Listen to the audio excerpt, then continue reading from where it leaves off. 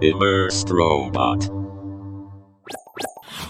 Hello everyone, welcome to the VR Ramble. So in this video I wanted to talk about Vivecon and the announcement of the Vive Pro 2 and the Vive Focus 3. Before I get onto my own thoughts regarding these two new headsets, I'll just go through the specs very quickly. So the Vive Pro 2 has 2.5K per eye screens. These are LCD screens using the RGB stripe arrangement rather than the pentile on the original Vive, and it can run at 2 refresh rates of 90Hz or 120Hz. It's got dual element Fresnel lenses. Now these are stacked lenses very similar to what we see in something like the Valve Index.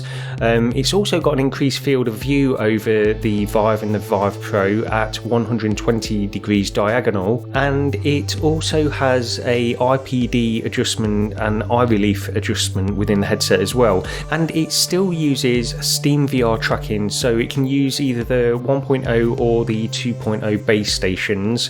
And so the full package with this headset comes with the Vive ones, the same old Vive ones as before. I believe in the Pro had slightly updated versions, but they were very similar to the original Vive ones anyway, so they're not giving us any new controllers with this.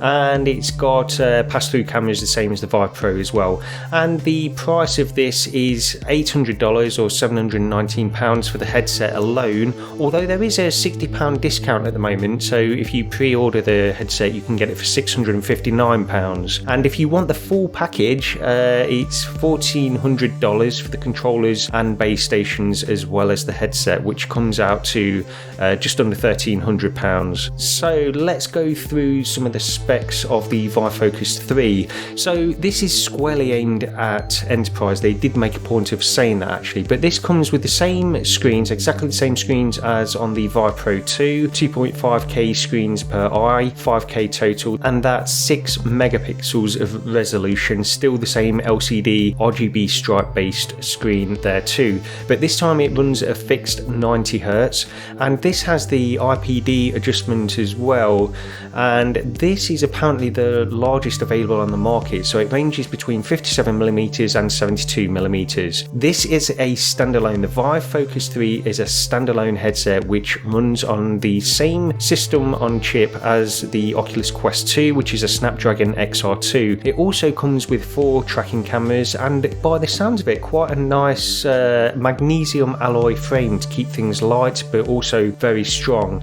It comes with swappable batteries as well, so you can just replace the battery if one runs out. I assume they'll be selling the batteries separately. We don't know a cost on that, at least I've not checked that out yet, so we don't know a cost on the batteries at the moment. Now this comes with different kinds of controllers which are very similar in terms of form factor to the Quest controllers. They did mention as well that hand tracking support will be coming in the future with this headset as well, and you can stream Steam VR through a cable to the headset at the moment, although the wireless streaming will be coming similar to what we're getting with Airlink on the Quest 2 at the moment. Wireless streaming will be coming at some point after launch as well. Now this headset is a little bit more expensive. It is $1,300 or £1,060. I think that includes a discount as well at the moment. I should have checked that out before, but I didn't check that out. So, you know, around just over £1,000 anyway for this one, $1,300. So it's quite a little bit more expensive than the Quest 2, of course, the closest comparison, I suppose, to another standalone headset at the moment. But this is aimed squarely at enterprise. So just immediately after looking at these specs, let's go through a few of these things. So the Vive Pro 2, I guess a lot of people might be looking at this to some kind of upgrade over the original Vive Pro or the Index, for example. I myself would be looking to upgrade my Index headset. So the advantages that I can see straight off here from the Index are primarily resolution, and that is quite a big increase in resolution, I'm not going to lie. It looks like a very nice increase, and it's more than the HP Reverb G2 as well, so that would make things very clear. Of course you'd need a PC to run that, and if you've not got a decent enough PC, then at least you can probably probably get the benefit of running undersampling that screen but still getting the benefit of lower screen door effect and things like that. Now the other thing with the Valve Index, the primary thing that I don't actually like about that headset is the lenses. You do get glare and it can cause issues in various titles really. So there could be the potential that this doesn't have quite so much glare as the Index, although it does still use the same Fresnel lenses, and as we heard earlier on, it uses a similar kind of stacked lens arrangement similar to the Index as well, so it might suffer from the same problems, or you might still get the same old God rays that you get from the original Vive because of those traditional lenses. So the Fresnel lenses are sort of on par with what we're seeing on the Valve Index at the moment, but among the disadvantages with this headset when I'm looking at upgrading, this headset only runs at 120Hz rather than the 144Hz in the Valve Index. You can push the Index refresh rate up a little bit higher, although if I'm being honest, I very rarely run games at that 144Hz anyway. The number of games that I run at that refresh rate I could probably count on one hand anyway.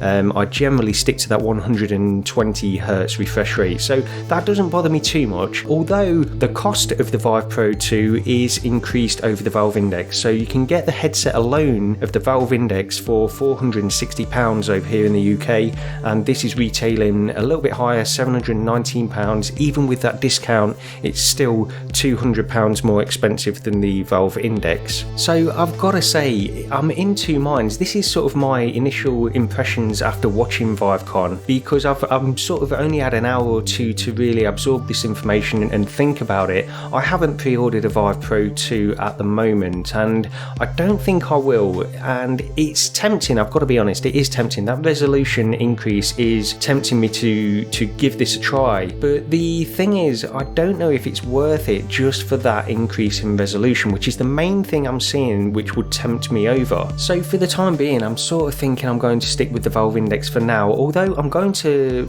watch reports when this is released, and you know, we can go to all the usual sources for that kind of stuff and get some first-hand impressions from people on just how much this affects the experience, if it is worth that price increase just to get that increase in resolution primarily. And it might be for certain titles, but I'm not too sure. I'm going to wait and see. I'm going to think about it a little bit more, and it's I'm going to take my time with this purchase. I'm not too sure if I'll go for it or not at the moment. So moving on to the Vive Focus 3. Now this is sort of in a different category in my opinion. This, of course, they mentioned it's targeted at enterprise, and they sort of double down on that by saying it really is an enterprise headset, and the price reflects that.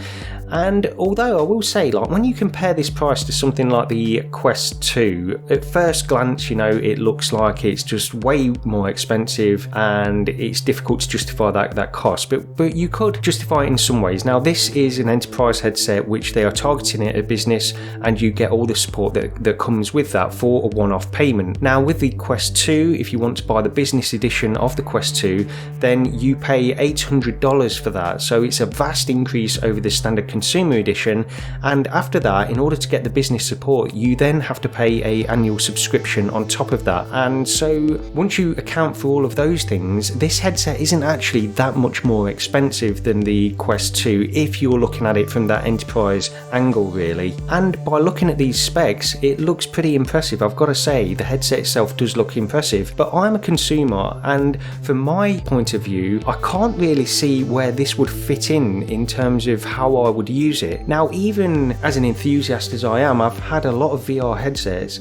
I'm finding it difficult to find a place for this if I was to pick it up, and that's primarily because I'm not sure what the standalone library would be like. Of course, I don't think it would even have a standalone gaming library or experience library necessarily. You can stream content from Steam VR through a cable initially, similar to what you can do on the Quest 2 through Link, which is great, but you will probably see a downgrade in terms of image quality over the standard Vive Pro connection, because it will be running through a USB cable and it will have to compress the video and all of these other things. Some people might not be affected by that, some people might not worry about that, but at that point, if you're using it for that reason, I'd probably edge towards just getting the Vive Pro, in all honesty. Now, they did say that wireless streaming is coming at some point after launch. I think they said soon after launch, so that's something to keep in mind as well. Of course, you can then stream Steam VR games to the headset, and then Oculus games of course as well through Revive, I would imagine. So that's some added value, but when you look at it as a standalone VR headset,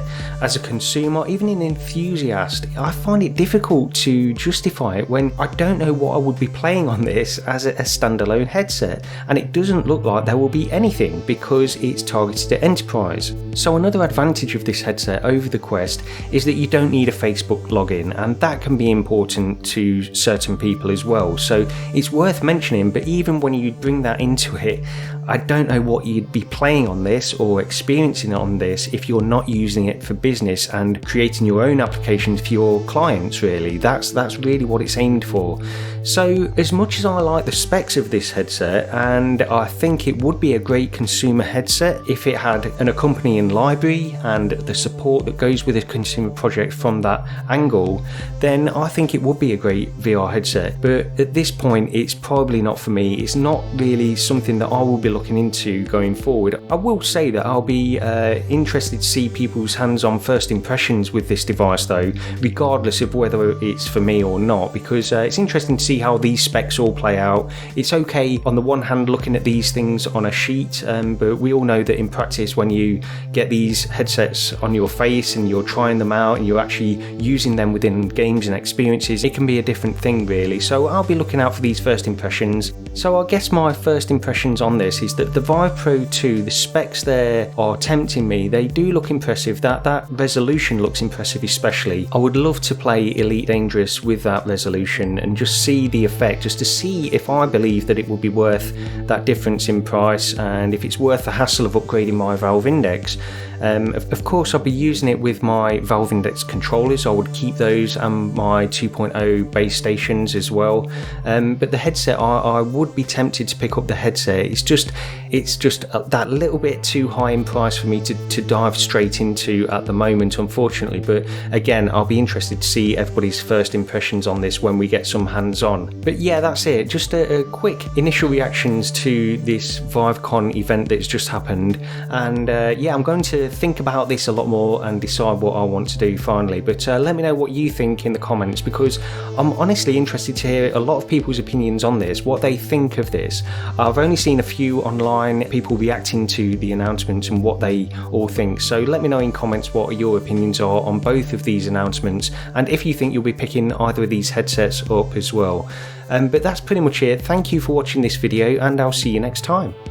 Please consider picking up my science fiction virtual reality focused novel, The Memory Engine, a light-hearted tongue-in-cheek adventure through the metaverse, available on Amazon Kindle, paperback and as an Audible audiobook. Links in the description to this video.